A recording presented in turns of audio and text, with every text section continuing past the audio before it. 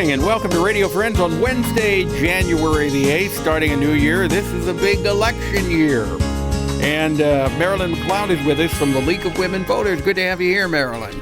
Glad to be here. Yeah, and congratulations. You've got the 100-year anniversary. Yes, we did. Yeah, I mean, you're not 100 years. No, but, I might look it, but... No, you don't. No, you don't. Yeah, we did. Our anniversary was in December, and we had some lovely events. Yeah. Very, very nice. Thank you. All right. So we're going to talk about voting this year, right? Yes, quite a few times, I suspect. There's several different elections this year.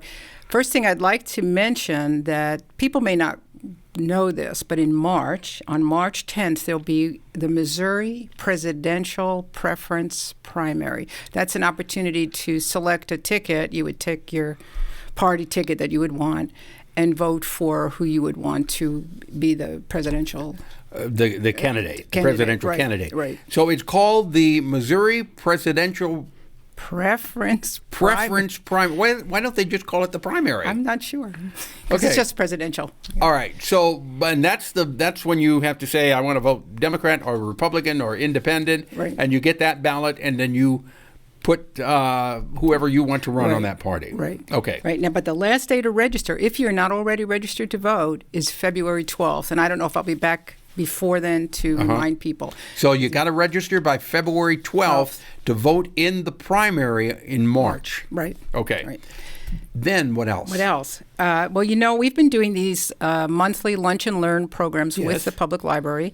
And on Tuesday next week, January 14th, we will be doing one at noon at the library. We call it lunch and learn, but there's no lunch. We know that. But you can bring your lunch if you like. Okay. Okay. And the topic, each month is a different topic. And this topic is something unique. And I think people might be interested in this. It's called the National Popular Vote Interstate Compact. It's a mouthful. Okay, give it to us again. Okay. I have to look at it myself. That's okay. National That's right. Popular Vote Interstate Compact. And what it is, because we've had a number of elections where the popular vote is higher for one candidate, but the winner of the presidential, being president, gets the Electoral college vote. And it really, although it may seem partisan, it may seem it's gone to one party, but it could reverse. It could be the opposite. In fact, the election of 2004 with Kerry and Bush, if 60 or 70,000 voters in Ohio had voted for Kerry, he would have been the president. Right. So this tells you that it could happen. Right. So this is talking about eliminating the Electoral College and going to the popular vote. Well, it's using the Electoral College, but each state would make a decision to put all of its electoral votes toward the candidate who wins nationally, who gets the most votes nationally. Okay. So they would make that selection. Instead of now, a lot of states will just select the candidate, who wins in their state, which is different than who wins nationally. All right. So if people want more information about everything that's going on with the League of Women Voters, what do they do? They can go to our website, lwvcbc.org, and look for the information on this, and we hope they would come and attend this public program. All right. Okay. Thank you very much. Right. Thank you.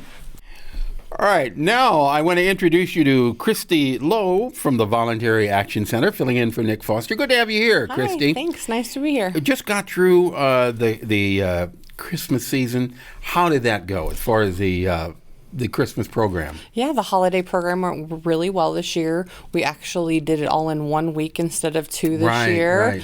Right. So it was a little busy, a little chaotic, but everything fell into place and it went really well. How many families were adopted? We did 948 families. That is amazing. It is, and through we were able to use the space at Woodcrest Church this year that they offered to us.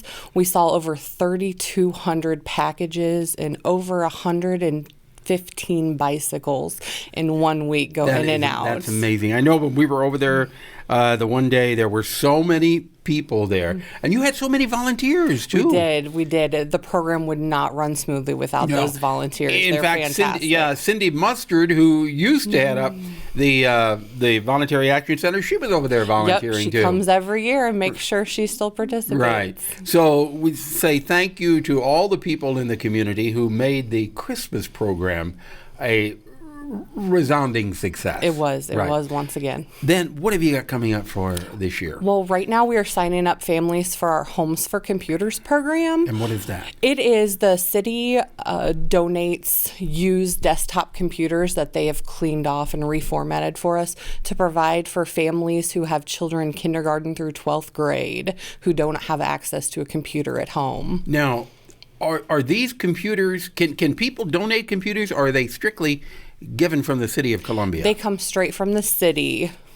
Okay, so if somebody wanted to donate a computer, can they do that too? They can, but not to us. I believe that Best Buy might have a recycle program for the computers, for used computers. Okay, so your computers are coming from the city, and then they're given to kids who may not be able to afford one for their family. Families have until February 14th to come into our office and sign up for that program. How many families can you take for that? I believe we'll have 60 computers available this year. Okay. Anything else besides the computer program? We do have our big fundraiser, Trivia Night, coming up on February 21st. If you know a group of people who would love to come participate in Trivia Night. And how does Trivia Night work? It's fantastic. Groups of 8 come and compete for trivia. We also have a best dressed table prize we give away.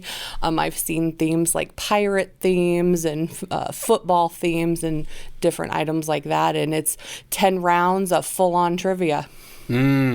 So people who feel that they're pretty good with trivia, want to have a good time, but also help raise money for the Voluntary Action Center, can sign up for this. Yeah, and they can. Can they sign up individually, or is it better for somebody to get a table to sign up? The better way to do it is to have a group of 8, but people can sign up individually, and we'll put them together. You'll put them in a table. Yeah. But then they can't have their own particular theme for that table. That right? would be a little harder. Okay, but they can come dressed up in their own theme. They sure can. Okay, so there's all kinds of ways that you can help with the Voluntary Action Center, which does so very much for our community. There are many people who make it possible through a big heart of Central Missouri. Okay, we're just about out of time, but is there anything else that you do want to add about it? Just a big thank you from our holiday program for our sponsors, Shelter Insurance, Commerce Bank, Woodcrest Church, and all those sponsors and volunteers that made the holidays brighter for a lot of families. Christy Lowe, thank you so much for coming by. And tell our friend Nick Foster hi. Will do. Hope he feels better real soon. Thank you. Okay, tomorrow we'll chat with Ken Midkiff. Is there something you'd like to hear or see? I'd love to hear from you. Drop me an email, pepperp@missouri.edu.